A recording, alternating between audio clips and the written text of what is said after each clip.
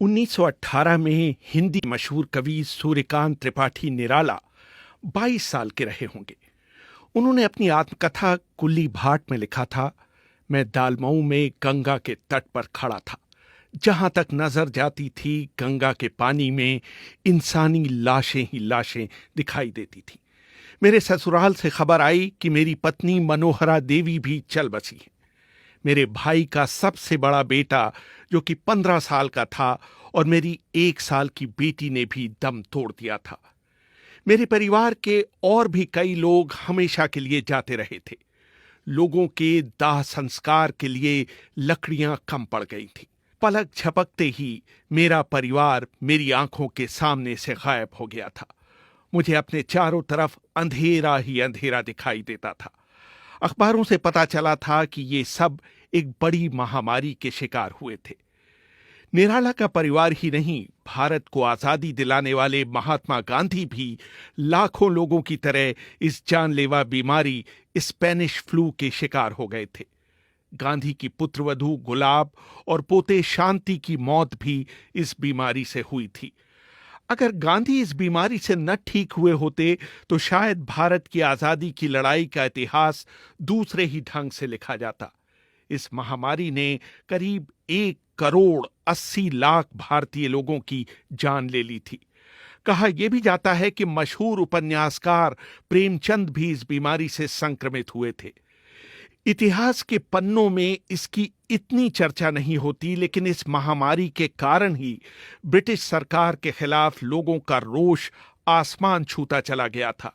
इस बीमारी की शुरुआत 29 मई 1918 को हुई थी, जब पहले विश्व युद्ध के मोर्चे से लौट रहे भारतीय सैनिकों का जहाज बंबई बंदरगाह पर आकर लगा था और करीब 48 घंटों तक वहां लंगर डाले खड़ा था। मेडिकल इतिहासकार और राइडिंग द टाइगर पुस्तक के लेखक अमित कपूर लिखते हैं, 10 जून 1918 को पुलिस के 7 सिपाहियों को जो कि बंदरगाह पर तैनात थे, नज़ले और जुकाम की शिकायत पर अस्पताल में दाखिल कराया गया था। ये भारत में संक्रामक बीमारी स्पेनिश फ्लू का पहला मामला था। तब तक ये बीमारी पूरी दुनिया में फैल चुकी थी। एक अनुमान है कि इस बीमारी से पूरी दुनिया में 10 से 20 करोड़ लोगों की मौत हुई थी। जॉन बेरी अपनी किताब the great influenza the epic story of the deadliest pandemic in history में लिखते हैं, 10.5 करोड़ की आबादी वाले अमेरिका में इस बीमारी से करीब 6,75,000 लोग मारे गए थे। 1918 में इस बीमारी से पूरी दुनिया में इतने लोग मर चुके थे जितने पहले किसी बीमारी से नहीं मरे थे। 13वीं सदी में फैली ब्यूबोनिक प्लेग में यूरोप की 25% आबादी जरूर खत्म हो गई थी, लेकिन तब भी 1918 में फैले स्पेनिश फ्लू से मरने वालों की संख्या उससे भी अधिक थी। जॉन बेरी आगे लिखते हैं, 1918 की महामारी में 24 हफ्तों में जितने लोग मारे गए थे उतने एड्स से 24 सालों में नहीं मरे हैं। इस बीमारी का सबसे अधिक असर पीड़ित के फेफड़ों पर पड़ता था। उसको असहनीय खांसी हो जाती थी और उसकी नाक और कभी कभी कान और मुंह से खून बहने लगता था। पूरे शरीर में इतना दर्द होता था कि लगता था कि सारी हड्डियां टूट जाएंगी। मरीज की खाल का रंग पहले नीला, फिर बैंगनी और अंत में काला हो जाता था। अमेरिका में फिलाडेल्फिया में आलम यह था कि पादरी घोड़े पर सवार होकर घर घर जाते थे और लोगों से कहते थे कि अपने घर के दरवाजे खोलकर अंदर रखे शवों को उनके हवाले कर दें। वो उस अंदाज में आवाजें लगाते थे जैसे आजकल कबाड़ी वाले घर घर जाकर पुकारते हैं। शुरू में जब ये बीमारी फैली तो दुनिया भर की सरकारों ने इसे इसलिए छिपाया कि इससे मोर्चे पर लड़ने वाले सैनिकों का मनोबल गिर जाएगा।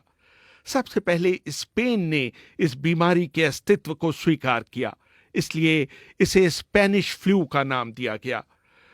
बंबई में तो ये बीमारी फैली ही, भारतीय रेल इसे भारत के दूसरे हिस्सों में ले गई। 1920 समाप्त होते होते पूरी दुनिया में इस बीमारी से 5 से 10 करोड़ लोग मर चुके थे। दोनों विश्व युद्धों में कुल मिलाकर हुई मौतों से भी ज्यादा। भारत में सबसे अधिक करीब 1,80,00,000 लोग, यानी कि उस समय की जनसंख्या का 6%। कश्मीर की ऊंचाइयों से लेकर बंगाल के गांवों तक कोई भी इस बीमारी से अछूते नहीं रहे थे। जॉन बेरी ने अपनी किताब the great influenza, the story of the deadliest pandemic in history में भारत में इस बीमारी के फैलाव का ब्यौरा देते हुए लिखा है, भारत में लोग ट्रेनों में भले अच्छे सवार हुए, जब तक वो अपने गंतव्य तक पहुंचते वो या तो मर चुके थे या मरने की कगार पर थे। बंबई में एक दिन 6 अक्टूबर 1918 को 768 लोगों की मौत हुई थी। दिल्ली के एक अस्पताल में इन्फ्लुएंजा के 13,190 मरीज भर्ती किए गए थे, जिनमें से 7,044 की मौत हो गई थी। ब्रिटेन में जहां इस बीमारी से मृत्यु दर 4.4 प्रति हजार थी, भारत में ये दर 20.6 प्रति हजार थी। भारत में हालात इसलिए और भी खराब हुए क्योंकि उसी समय भारत में इतिहास का सबसे भयानक सूखा पड़ा था। भूख से शरीर की आरोग्य क्षमता कम हो जाती है, इसलिए ये फ्लू भारतवासियों के लिए और घातक साबित हो रहा था। एक और ध्यान देने योग्य बात यह थी कि पूरे देश में पुरुषों की तुलना में औरतें इस बीमारी से अधिक मर रही थीं। शायद इसका कारण ये रहा हो कि महिलाओं को भारतीय समाज में पुरुषों की तुलना में कम खाने को मिलता हो। दूसरे, औरतें ही बीमारियों की तीमारदारी कर रही थीं, इसलिए उनको ये बीमारी जल्दी पकड़ रही थी। भारत के 120 साल के आर्थिक इतिहास में 1918 का साल सबसे बुरा साल था।